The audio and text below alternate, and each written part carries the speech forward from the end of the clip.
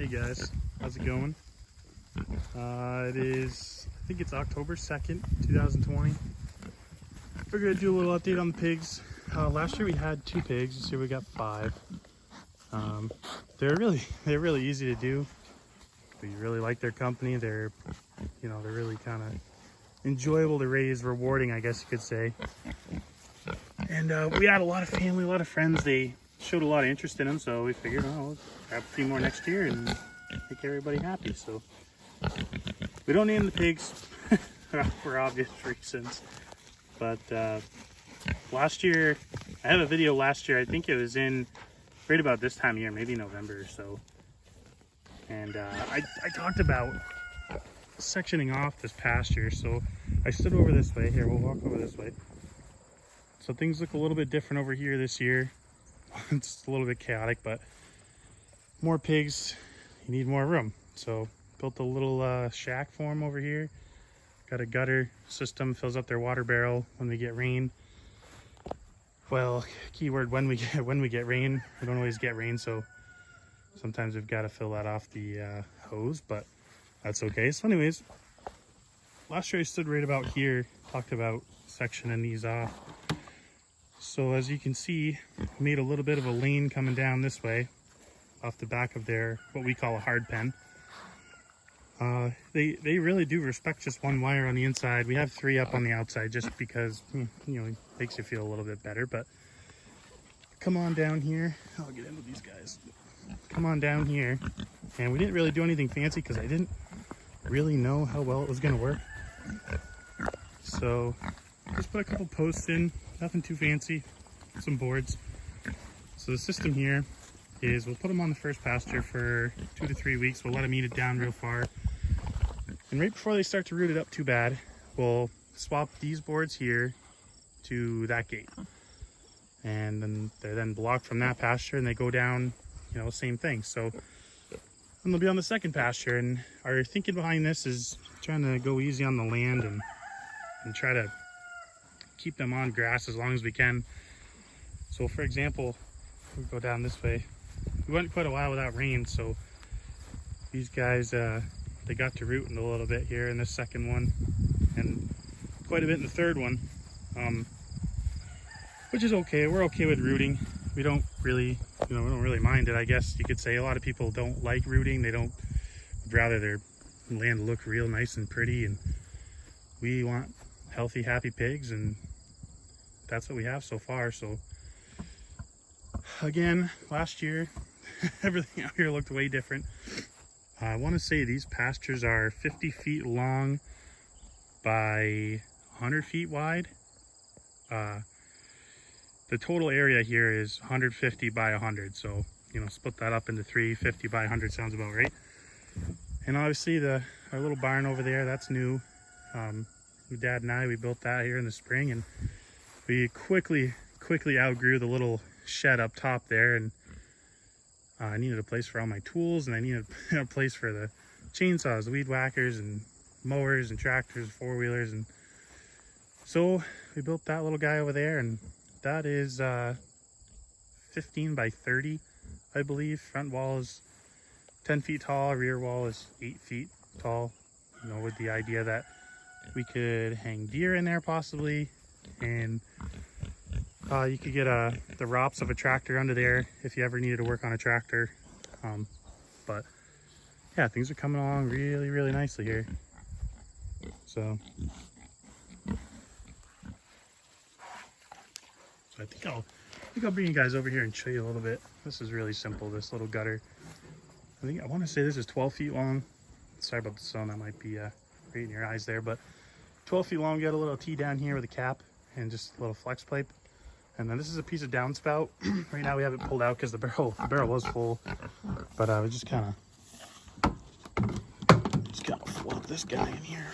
It fits kind of snug, that way if the water really gets ripping, we don't lose it out of there, but just kind of goes right in there like that. And we've got these little nipples on the bottom, and yeah, they go right for it.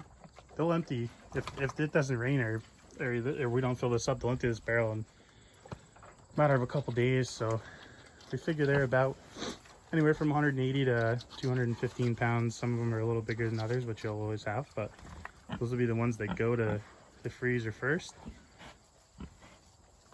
They just they love it when it gets muddy like this. They make a big old mess. And that's what pigs like to do, I guess. So yeah. Now I guess we'll take you over here and I can show you the barn a little bit. And I'll be right back.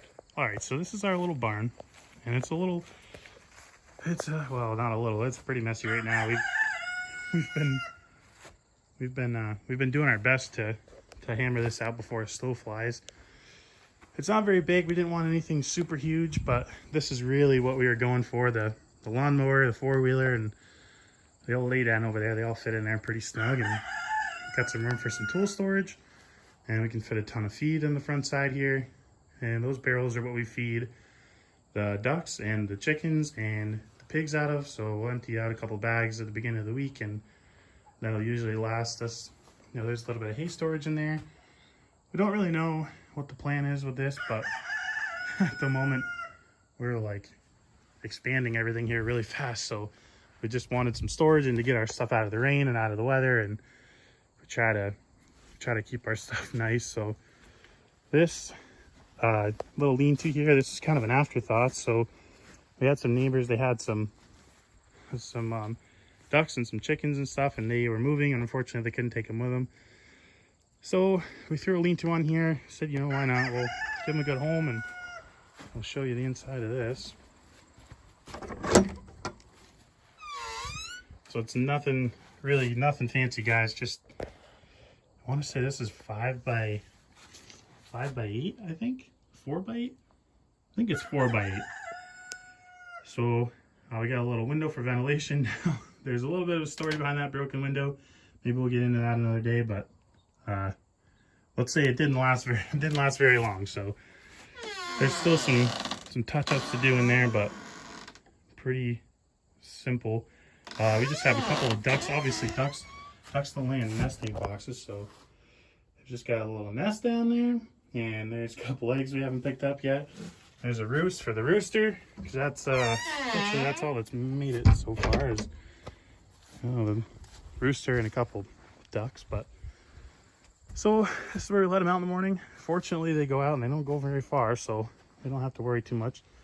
And in the house we have, oh boy, we've got we've got 3 ducks in there, 2 pecans and a kind of a mystery duck. We're not really quite sure what he is, but and 6 chickens. We've got 2 Brahmas, light Brahmas, 2 Rhode Island Reds, and 2, oh, I'm gonna butcher this, I think it's Buff Orpingtons, I think, I'm not really sure. We also have 10 laying hens coming from a family friend, so we decided to close the rest of it in. That little door there on the bottom was planned for a little fenced in wire run for the ducks and the chicken for the wintertime. We really didn't plan on getting more, but you know, it's super convenient just to pick them up. So we have lots of people that are interested in eggs, and our family likes eggs. So we built this with the idea that we can house 16 to 20 chickens in here. As of right now, we will have 16. Yeah, you guys are gonna have to come back to see this finished up. This hole here, that's gonna be for the nesting boxes, and you know, another window. I'm gonna try to mimic that look on the other side over here. And yeah, so this, I believe that chicken coop is 8 by 8. It might be a little shorter than that, like 8 by 7. Yeah. So this area over here, well, actually, kind of funny story. We built the barn, and there's a lot of brush here. It was kind of getting close to the barn, so we went up and we borrowed a machine from the neighbor there, and he, you know, fortunately let me use it for a couple days. And this dirt line here, that's where the brush used to come out, and the brush was, I mean, tall. This is a really nice crabapple tree, and that was completely buried in there. Yeah, we had no idea that was there. So if that gives you any idea, it used to look like this stuff. I think they're just alders. So, excuse me, it was really thick like that, and you couldn't even see the road. I mean, it looked just like that. And So we're like, you know, we should tear all that stuff out of there. So I did, and now we've gained, boy, I don't know, another 40 feet of space to use. We could put a run out here for chickens. We could put some temporary fencing up here for the ducks or the pigs, or really we could do whatever we want with it. But for now, we're just going to try to get some good grass growing out here, and it's already the beginning of October, so probably running out of time for a lot of that type of stuff. But we've released a lot of really nice maple trees and oak trees, and starting to put the stone wall back together. Got a little bit of fencing here started. I'll probably make another video about that, about our future plans here, but a little bit to give you kind of a little snippet. We're gonna try to get some cows up here. We've got a total of 10 acres, and pretty much the whole thing is pasture. What you see here is what comes with the house, and yeah, it absolutely kills me to brush hog it. I'd rather have something out there eating the grass and taking advantage of the land, and so that's kind of our long-term plan.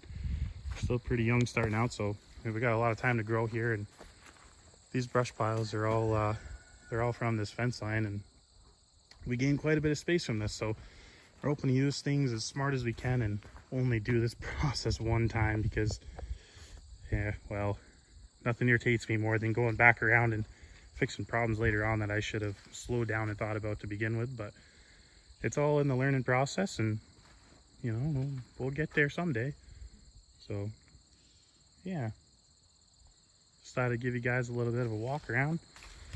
Maybe we'll do a little more detailed videos here in the future, but we have named our little homestead up here the Mountain View Homestead, and I don't know if you guys can tell why, but we're very fortunate to live where we do. We love Vermont, and hopefully you guys like what we put out. Thank you.